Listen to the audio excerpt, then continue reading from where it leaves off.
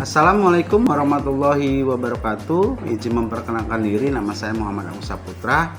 Pada kesempatan kali ini saya akan merefleksikan kegiatan pelatihan coding dan kecerdasan artifisial yang diselenggarakan oleh LPDK Dio Kids by Coding Studio pada modul 3, yaitu etika dan keterbatasan kecerdasan artifisial.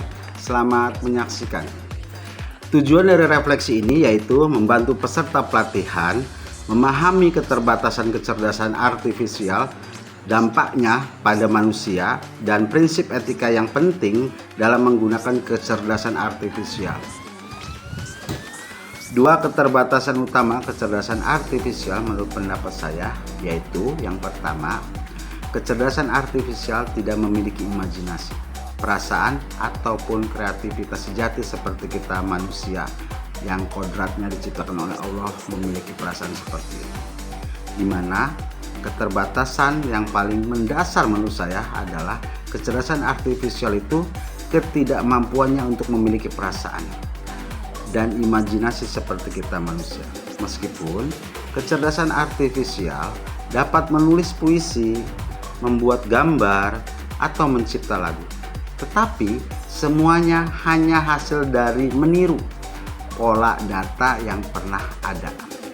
Contohnya, ChatGPT dapat menulis cerita atau lirik lagu, tetapi hanya menyusun kata berdasarkan data yang sudah dipelajarinya, bukan hasil pemikiran baru.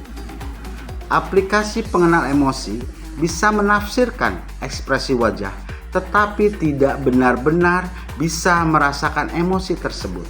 Yang kedua, kecerdasan artifisial bisa salah jika data yang diberikan tidak lengkap atau bias.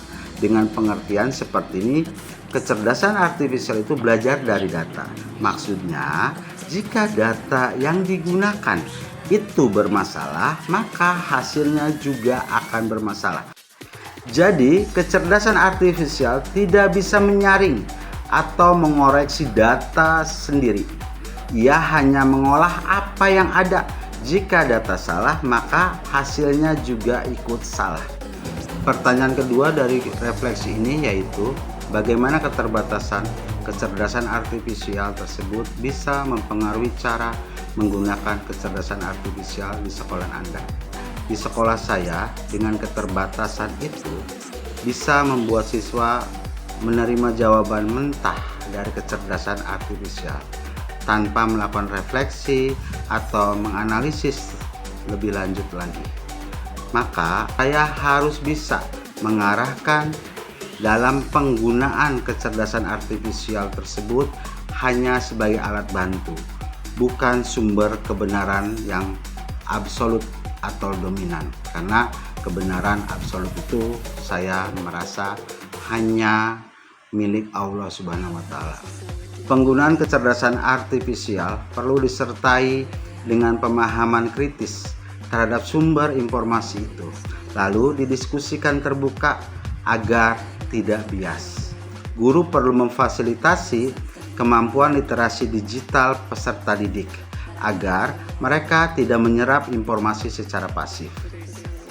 Pertanyaan ketiga dari refleksi ini yaitu dua prinsip etika yang penting ketika menggunakan kecerdasan artifisial, khususnya kecerdasan artifisial generatif di sekolah saya, dan contoh konkret penerapannya yaitu, menurut saya dua etika itu yaitu yang pertama, transparansi dan kejujuran. Siswa harus diberitahu bahwa dalam penggunaan kecerdasan artifisial harus disertai dengan pengakuan sumber dan tidak digunakan untuk menyontek atau mengklaim karya kecerdasan artifisial sebagai karya mereka.